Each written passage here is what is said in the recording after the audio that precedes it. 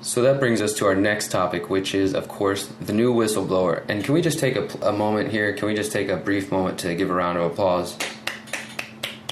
Thank you to whoever this is. Seriously, earlier in the week when I woke up and I saw drone papers, new whistleblower, all these things going around, it's like Christmas morning to me because I love digging into these documents and learning more and more about the world. And let me just throw this quick note out there. To those of you who say Glenn Greenwald, The Intercept, Edward Snowden are a limited hangout and they're not telling us anything new, I was willing to consider it for the Edward Snowden part, even though I still think it's questionable. There's not really a lot of solid evidence anybody's presented, just speculation.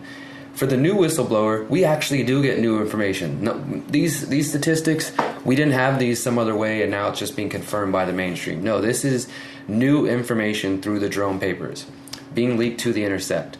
And if you're watching, you can see the screen. It says the assassination complex, the secret military documents expose the inner workings of Obama's drone war. And again, one of the best journalists around, Jeremy Scahill, who is responsible for the book and documentary Dirty Wars, and who was also a friend of Michael Hastings. He helped expose JSOC, the Joint Special Operations Command, and all their work. And here you can see the geolocation watch list. You got a link to all the actual documents related to these programs. As I said a few moments ago, the drone program is responsible for untold deaths, where we've seen that 90% of deaths were not the intended targets. Secret military documents obtained by The Intercept offer rare documentary evidence of the process by which the Obama administration creates and acts on its kill list of terror suspects in Yemen and Somalia. The documents offer an unusual glimpse into the decision-making process behind the drone strikes and other operations of the largely covert war, culminating in the president's approval of a 60-day window for lethal action. These documents come from a Pentagon study circulated in early 2013 evaluating the intelligence and surveillance technology behind the military's Joint Special Operations Command, JSOC, killing campaign in Yemen and Somalia. So again, I recommend checking out Dirty Wars as a primer on all this information. The Intercept obtained two versions of this study, a longer presentation dated February 2013 and an executive summary from May 2013, which includes a slide showing the chain of command leading to the approval of a lethal death. And it shows it going all the way up to the president. The president has the decision on whether or not to kill somebody, and this is not through a judge or anything.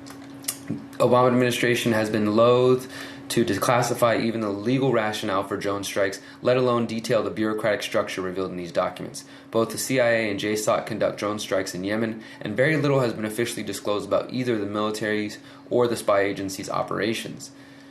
So there's just, I can't even cover this in a full story. You have to dig through this because it shows you the chain of command, choosing a target, on up to the president, to choosing to take a strike. Here, I'm going to open this up so you can see on the video. This is the full chain of command that takes place.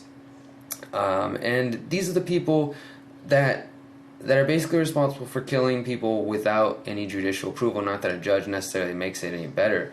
But these people are acting without impunity. They're acting under their own intelligence, as if they've got everything figured out. And this, I believe, is probably one of the stories that Michael Hastings, deceased journalist, was working on, exposing this program, which, according to certain sources, John Brennan, CIA Director John Brennan, former CIA Director, is the architect of Obama's kill list.